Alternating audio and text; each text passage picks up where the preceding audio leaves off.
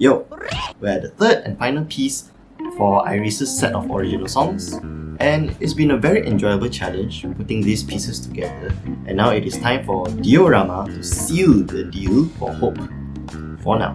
And now, let's see how this arrangement was made possible through certain interpretations for this piece.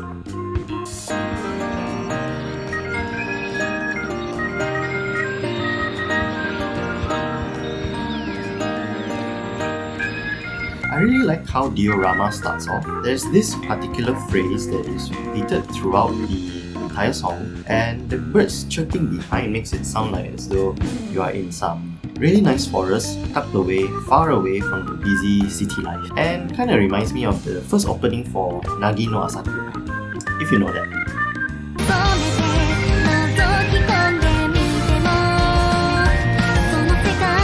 The opening then builds up to an upbeat feeling when the distinctive drum beats come into play at the pre-chorus verses. And here is where you could follow the build-up and put some really big chords in it as it approached the chorus, and probably you could also add some runs if you wish to.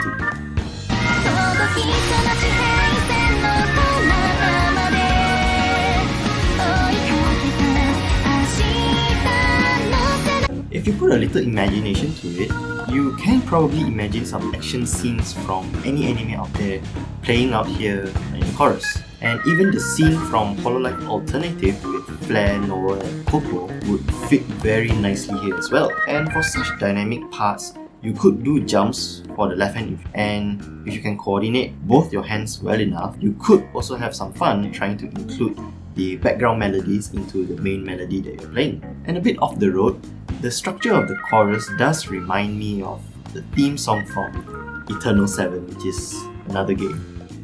As for the second part of the song, you would find that they are almost identical in their build-up, and in such examples, I would choose to make variations, and hence you will see that the first part and the second part of my arrangement would differ slightly, and this is so to avoid the piece from sounding too repetitive.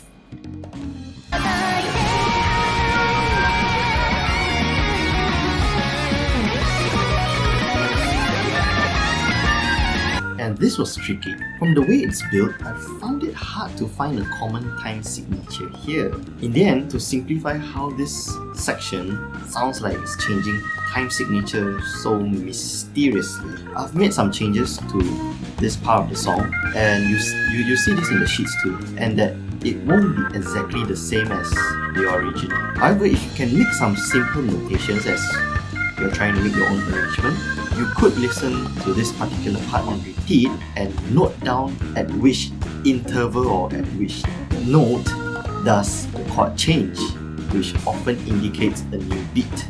And also it pays to listen closely to the percussions at the back.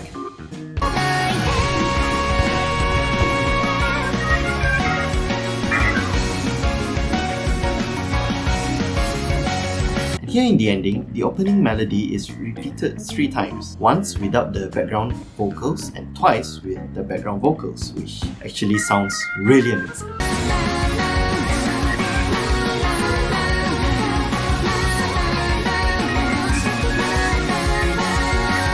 And as before, I would always like to have some variations to them, and hence, you will see in my arrangement that I have opted for 3 different elements to bring out the differences. The first one would definitely be a standard version. The second one, I tried to include the elements from the background vocals. And lastly is simply a final burst to give the song its close. And not forgetting a final repeat of the exact same phrase, but now in an extremely tender way to bring full stop to Diorama. And now, here is my arrangement for IRyS Diorama.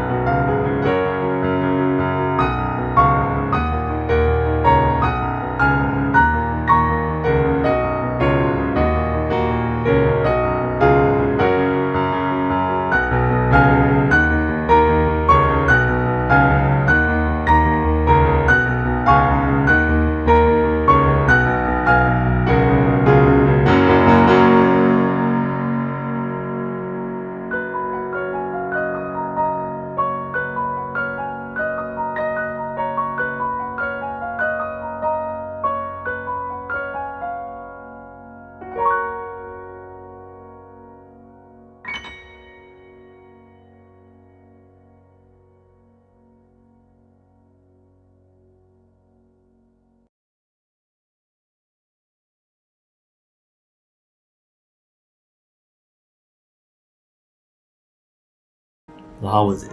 If you noticed, I used a similar approach for my cover for Suicide Ghost, where I borrowed some elements from that cover and used it here for Diorama. Go check out my ghost cover, you understand. And if you think this has been a good attempt, then this is for you. If you would like the sheets, comment below IRyS so cool, and I'll get the sheets prepared at the speed at which she fell off Tokyo Tower. And now on to announcements. A lot of you could be wondering, why did I suddenly change my recording style since my Hololive alternative cover? There are a couple of reasons to it, but for now I'll just say this one. Back then I had a small shelf which I used to place my tripod together with the camera attached to the tripod, and I had the camera to face downwards. That was how I was able to get the Synthesia point of view. However, it was a very risky setup and it was very unsteady. So it came to a point where I decided I would like to avoid the risk of having the entire setup collapsing on me, and I had to decide between one of the two. Do I just show my hands or do I show this? And I thought, why not both? And that's how we arrived at today's new video format. Don't worry, I hadn't abandoned the Synthesia point of view. It's just that at this point of time, there is no proper way to secure the setup, and if one day I manage to find a way to properly secure it, then I might just bring back the Synthesia point of view. But for now, for those videos that did not have that sort of point of view, I will be uploading their Synthesia versions very soon, starting from this video, and you'll be able to see the notes very much clearer. On a more serious note, there are more serious matters that led me to change my video format, which happen to be advices and experiences that I believe will be useful to you as well. And that will be why this segment after my piano cover will probably be more, if not most beneficial for your real life experiences out there. More important than watching and simping for Hololive all day. And that is all, and I hope you have enjoyed this video. Do prepare for the Synthesia videos when they are released. And for now, see you again and have a nice day.